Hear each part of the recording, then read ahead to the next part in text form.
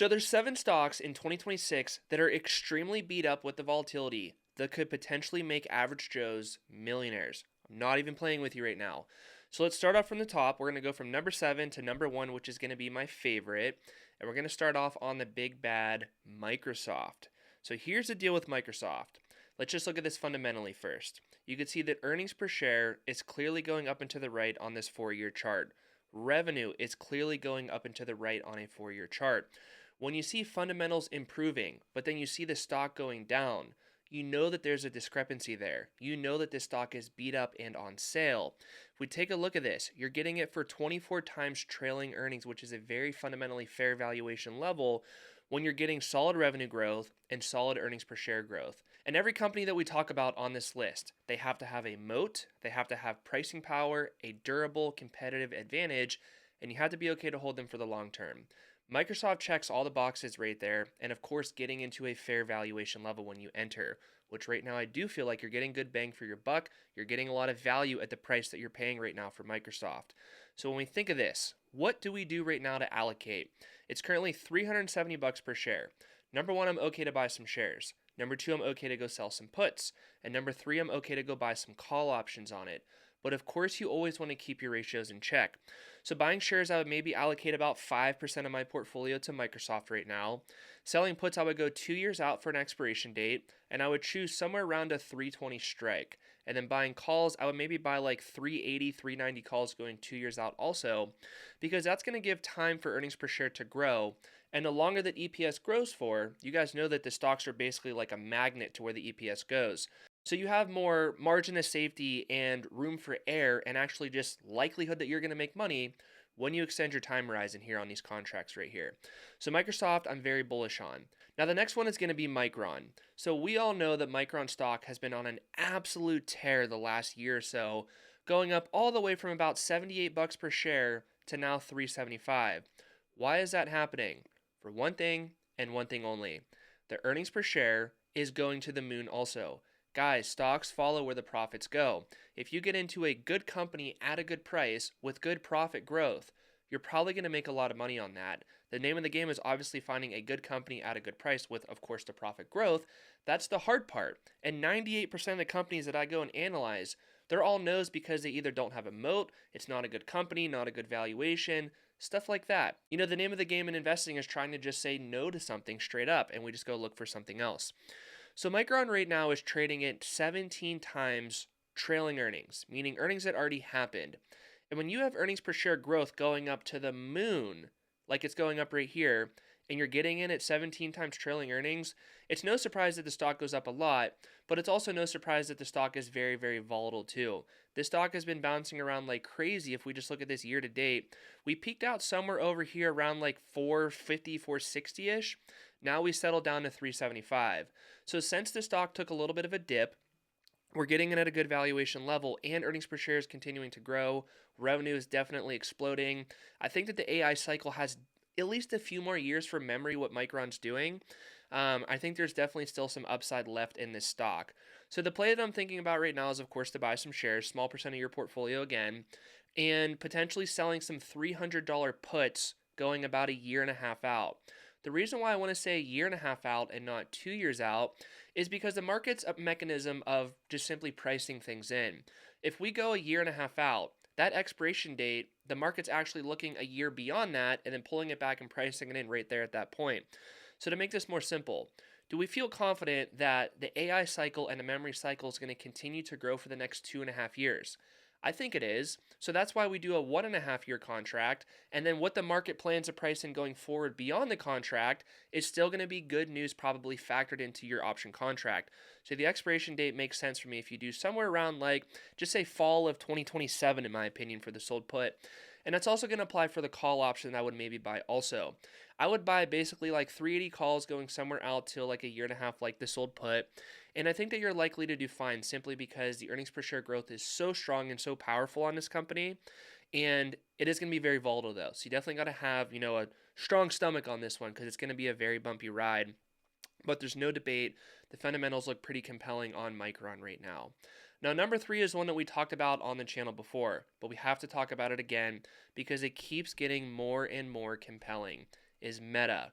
Meta's trading at 19 times trailing earnings, earnings per share continues to grow, revenue continues to grow, and the stock isn't really going anywhere. So when the profits are going up and the stock is actually going down, you're getting a lower price earnings ratio level, which is then giving you more bang for your buck, which is what you want. You want to get a lot of bang and not a lot of buck. I mean, we're all here to make money, so that's what we want. We want to buy a good company for simply less than what it's worth.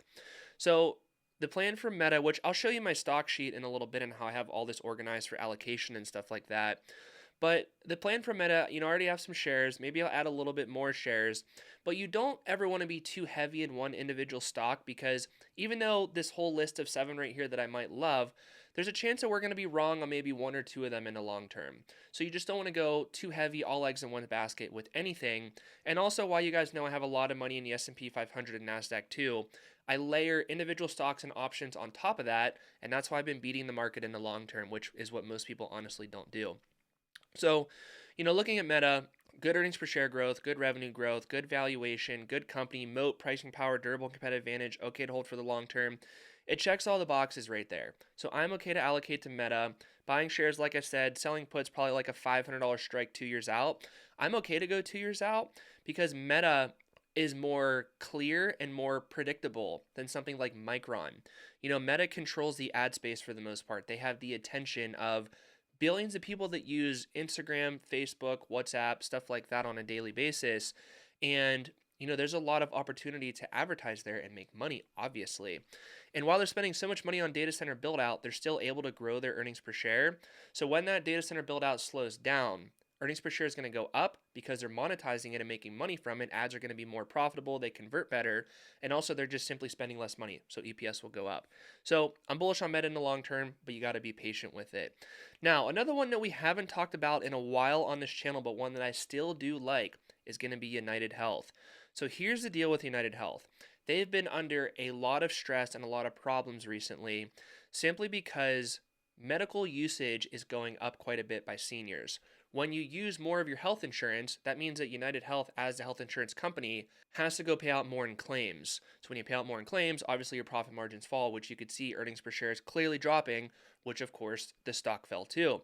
Again, building into the thesis that the number one thing that moves the price of stocks in the long term is simply where the profits go, guys. It's that simple. If you could figure out where the profits are going to go and you could get in at a good valuation level into a good company, you are going to make money. Then you just simply layer in options as a way to magnify something that you are super, super bullish on. Options are not the primary strategy. It's just a way to magnify a very compelling setup. You can buy shares, sell puts, or buy calls. So options are going to just a layer to magnify. So if we look at the valuation on United Health, price earnings ratio level trailing, meaning the 4 quarters that already happened, we're looking at 19.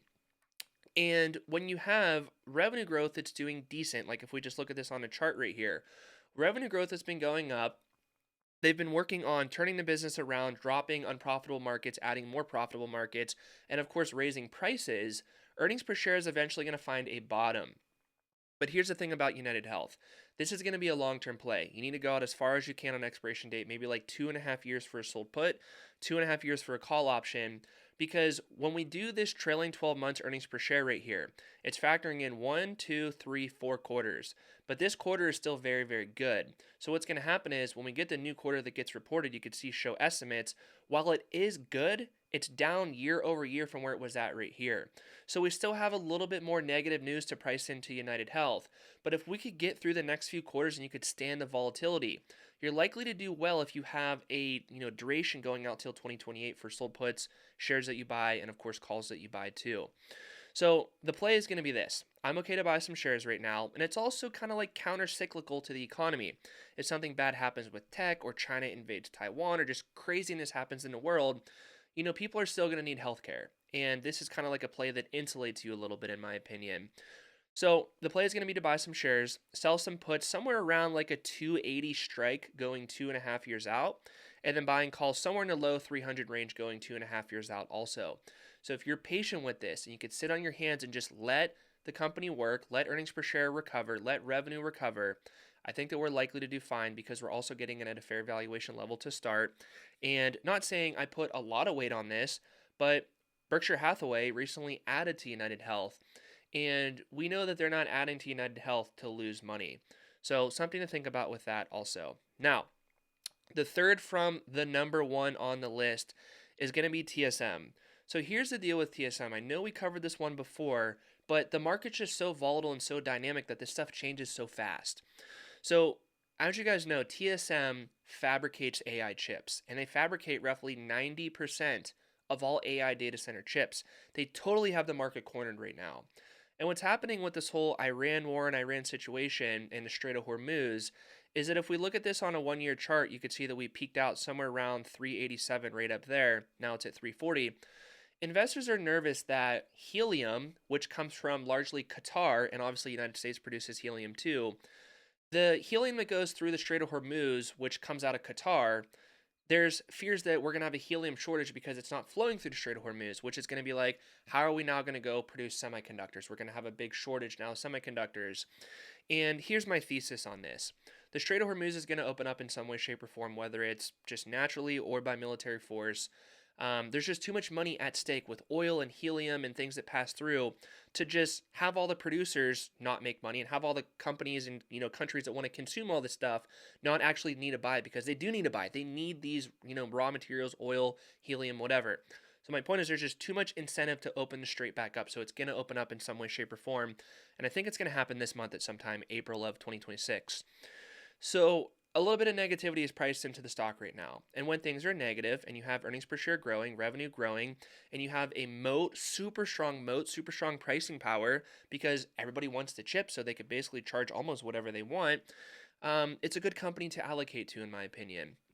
And you don't have to know if Broadcom is going to win or Nvidia is going to win or AMD, because those are just the designers. They send the blueprints to TSM to build.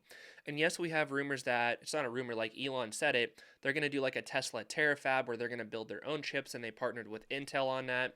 Samsung is starting to up their game a little bit. But at the end of the day, guys, we need a lot more chips than what we have right now. And in my opinion, TSM is going to win very largely. And yes, there'll be some other players that win too. But, there's just so much demand that many people can win in this space. So when you have earnings per share growing at 51% year over year, revenue growing at 36% year over year, and you have a P ratio trailing of 32, it's compelling to allocate to, in my opinion. It's not a 100% table pounder, but I view this as a very good company at a fair price, but it's much safer simply because they just have so much market share and you don't have to rely on Nvidia or AMD winning. Like, this is almost like an ETF of AI chip production, if that makes sense, because so many companies feed them the business. So it's safer. So the play is to buy some shares, sell some puts. I would like to do like a $300 strike going 2 years out, and then buying calls $350 strike going 2 years out. So just a little bit below and a little bit above. The goal with selling puts is the company has to be fair valuation or cheap to start. So we feel like it's cheap at 340. When we sell a put 2 years out, when earnings per share is going up like this, it's going to be even cheaper at $300 a share 2 years from now, and you get paid a premium to go sell that put option. So your break even if you do a 300 strike is probably going to be, mid 200 range, probably mid to upper 200 range. Do you want to buy TSM for mid to upper 200s 2 years from now when, again, EPS is growing, which is what the stock is likely to follow? I definitely would. So selling that put makes sense. And of course, guys, you guys know that I'm doing portfolio secured puts, not cash secured puts. So I have no cash drag. Like, I'm going 2 years out because I can. I have no cash drag. It's very safe. Ratios are always in check if we get market volatility. So that's the play for TSM, in my opinion. Now, number 6 on the list, which is my second to favorite, is going to be Robinhood. And again, I know we talked about this before, but the market's so volatile, it's changing so much every single day, so we got to retouch on this stuff. Robinhood's earnings per share is clearly going up and to the right. Revenue is clearly going up and to the right. The valuation is 33 times trailing earnings, but look at what the profits are doing and revenue is doing. This is extreme revenue and earnings per share growth, and you're getting all that for 33 times trailing earnings.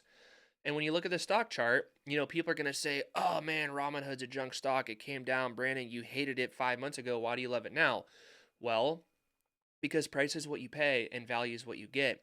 You were paying too much up here and not getting enough value. But now that the stock went from $150 to now 68 or whatever it is right now, it's almost in half. It's more than in half. So there's a lot more value down here. It's now a good company at a good price. Up here, it was just a good company at a bad price, which makes it a bad investment. So now good company, good price, which makes it a good investment. I'm willing to allocate. So start to allocate somewhere in this time frame right here. I'm a little bit red on some of the plays that I did on Robinhood, but not really too much. But the stock is likely to recover. Earnings per share is going to grow. When the overall S&P and Nasdaq start to recover, the Iran thing starts to stabilize a little bit, which eventually it will, and then the market will have something else to worry about. The sentiment's going to come back. The boats are going to start to go back up with the tide. And we'll likely do really, really well on Robinhood. Of course, there's rumors that the Trump accounts with, if you have a kid that was born in the last few years, you could basically go claim $1,000. And apparently Robinhood is going to have a big part in managing that. So, there could be more money coming to the platform of Robinhood, and it's just more of a tailwind for, the more money on the platform, the more that they could squeeze money out of you in some way, shape, or form. So Robinhood's doing all the right things to, continue to grow the revenue and earnings per share. They have a moat, they have pricing power, revenue growth is good, earnings per share growth is good, price earnings ratio level is fine.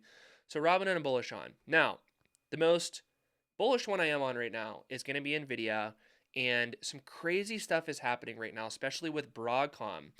Nvidia stock in the last couple years has really been doing nothing. Meanwhile, EPS is literally ripping to the moon, revenue literally ripping to the moon. And it feels like it's one bad negative catalyst after the other for Nvidia. First, it's like, is their demand actually going to continue? Are data centers going to continue to be funded because the debt is too high? The latest thing that came out with Broadcom is that Broadcom is now doing deals with hyperscalers, which is going to take business away from Nvidia, which is why people are nervous to push the price down even more. But fundamentals will win out in the long term, and fear will not. The fundamentals are here.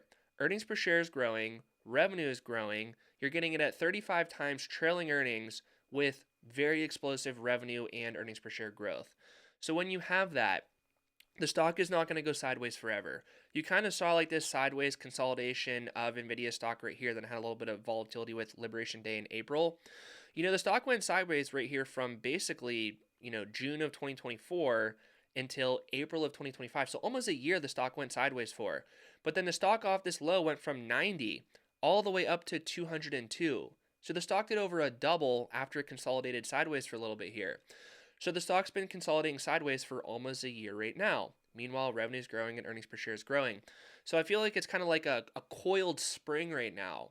And when we get a positive catalyst, when we get the Iran thing to fizzle out, when we get the S&P and Nasdaq to recover a little bit more, when the sentiment comes back to the stock, when the hyperscalers start to keep reporting earnings that we need more chips and demand is strong, and then of course when Nvidia goes and reports, I think it's going to calm fears of a lot of investors. And maybe we have another quarter or two where the stock doesn't do anything.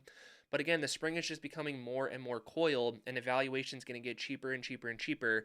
And eventually, the stock is going to rebound and follow where the profits are going up and to the right. So clearly up and to the right, clearly sideways slash down a little bit. This discrepancy is not going to last forever. Now, if we take a quick glance over at the stock sheet, you can see that I break down right here, some of the companies that we talked about and potential allocations of what I would be willing to do right now. And you could just pause the video and go look at that, or just hit back and go to it. But, there's a lot of opportunity out there in the stock market, but in the short term, it's going to be very, very volatile. So you have to keep your emotions in check, keep your pants on, buy good companies at good prices, keep your ratios in check, always be fine in any volatile event. Like if the market falls 40-50% from right now, I'm not going to get a margin call. I'm going to be just fine. And I'm looking till 2030 right now. For these plays that I'm allocating to right now, you're probably going to wish that you allocated to most of this stuff right now, because it's likely to be much higher in the future because we bought a good company at a good price with good earnings per share growth. So if you like what you saw in this video, like, subscribe, drop a comment, hit the hype button. And if you want to learn more about how I do options, watch this video right here. It's going to help you out a lot. I'll see you guys later.